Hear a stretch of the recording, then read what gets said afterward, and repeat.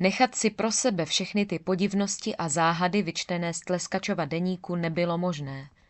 Ale nebylo také možné obsat je snad jen bez ducha do tamtamu a nepřidat k tomu svoje názory, výklady a domněnky.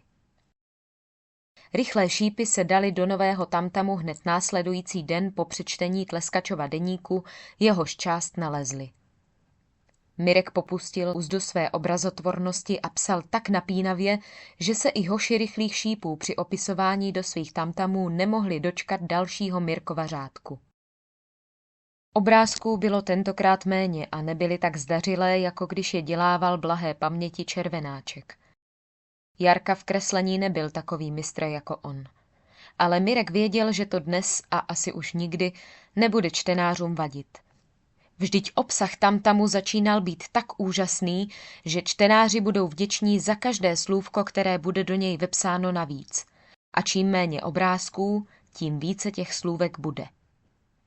Samozřejmě, že Mirek nepsal o nálezu Tleskačova deníku. Úzkostlivě se vyhýbal tomu, aby prozradil, že rychlé šípy byly ve stínadlech u Jakuba nebo snad dokonce v chodbách pod stínadly. A nevysvětlení toho, jak a kde rychlé šípy zprávy o Tleskačovi získávají, působilo o to tajemněji a dráždivěji. Závěr tohoto vzrušujícího čísla tamtamu zněl: pokračujeme v pátrání, ač nám přitom hrozí veliká nebezpečí v různých směrech. Ale nebojíme se. Chceme osvětlit Tleskačův osud, jak nejdále a nejvíce to půjde. Bude to trvat ještě dlouho, víme to. V této podivné záležitosti je tak mnoho spletitého, nevysvětlitelného, že klubko záhadných událostí nelze rozmotat najednou. A proto je třeba veliké trpělivosti od druhostraníků a veliké píle přemýšlení a hlavně odvahy od nás, rychlých šípů. Doufáme však, že později vám budeme moci sdělit, kdo byl tajemný M a snad dokonce i na čem pracoval nebohý Jan Tleskač ve své tajuplné kůlně. Slibujeme vám, že nezamlčíme nic z toho, co vypátráme, byť by to bylo to nejhroznější. Rychlé šípy. Hoši skončili úpravu sešitů tamtamu až pozdě večer. Proto se rozhodli, že je rozešlou po druhé straně až příští den ráno. Ale když v klubovně zhasly a odemykaly dveře, v průjezdu domu se ozval dusot běžících nohou a za chvíli se rychlým šípům objevil uhnaný Vláďa Prokš. Byl to ten chlapík, který tehdy vnuknul Jarkovi myšlenku vydávat tamtam, a to svým návrhem, že dá korunu za to, že věstník obdrží vždy jako první. Vláďa Prokš teď nevypadal zrovna spokojeně. Jeho tvář měla výraz zákazníka, který jde do krámu vrátit zkaženou konzervu nebo krabičku s vyschlým krémem na boty. Tak co děláte s tamtamem? Zabouřil teď rychlým šípům v ústrety. Jak dlouho ještě budeme čekat? Pomalu, pomalu, usmál se na něj klidně Mirek.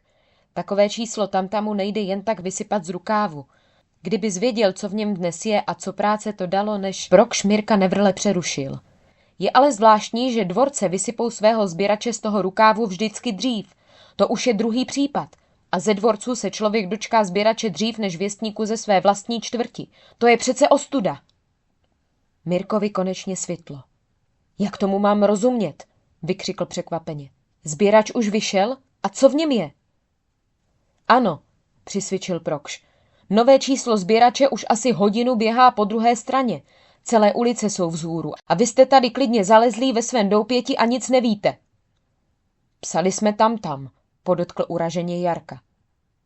Ale ještě můžete svou pověst reportérů zachránit, řekl teď Prokš trochu smířlivěji. Ze sběrače nejsme nikdo moudrý. Píše o nějaké Tleskačově kůlně, pak zase, že tam někdo vnikl ve tmě, ale kde a kam a proč, to tam není. Jsou to úplně zmatené a nesouvislé zprávy. Mirek si trochu oddychl. To my tedy posloužíme druhé straně jasnějšími a souvislejšími zprávami, pravil hrdě. Obrátil se ke svým hochům a kvapně velel. Rychle pro tamtamy, musíme je roznést. Vrátili se z chodby a po tmě sebrali ze stolu všech 5 hotových stejných čísel tamtamu. Jeden z nich dali Prokšovi. Byl prvním čtenářem na jedné z 5 linek, po které tamtam v 5 stejných sešitech probíhal. Byla to linka D zvaná Déčko. Každému z chlapců rychlých šípů zbylo tedy ještě po jednom sešitě, protože teď bez červenáčka byli jen 4. Každý z nich měl svůj sešit určen. Linky byly pro snadnější přehled označovány písmeny A, B, C, D, E. A až sešity doručíte, pravil potom Mirek zvolna a významně, když byl Prokš už pryč. Přijďte ještě na chvíli ke Šmejkalově ohradě. A co tam? Co tam budeme dělat? Proč? Ptali se s údivem hoši. Ale Mirek neodpověděl a utíkal se svým tamtamem z chodby ven.